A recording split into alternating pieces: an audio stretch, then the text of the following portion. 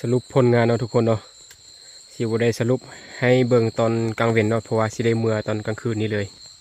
นี่เนาะผลงานโอ้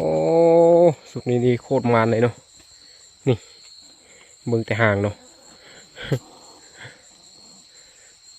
ห่างนี่สำแขนหมดเลยห่างนี่อ้นเนาะทุกคนเนาะ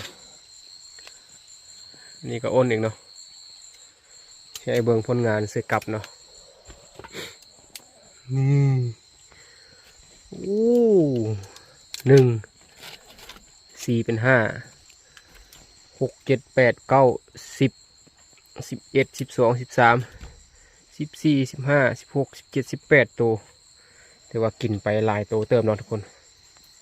โอ้สุดยอดเลยสุดยอดเลยนี่มาเนาะทุกคนเนาะอยู่ในถุงอันนี้ก็เป็น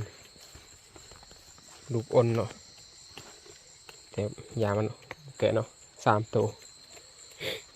สุดนี้ถือว่ามานสุดๆเลยทุกคนเอ้ยมานที่สุดที่เคยมาเลยนี่อู้สอนอีกตัวนี้เนาะเบิ่งหางมันเนาะความใหญ่เนาะอ้นเนาะอ้นก็ใหญ่เติบเนาะ2 ตัวนี่มาสิได้เมื่อแล้วทุกคนฝากทุกคนติดตามผลงานเลย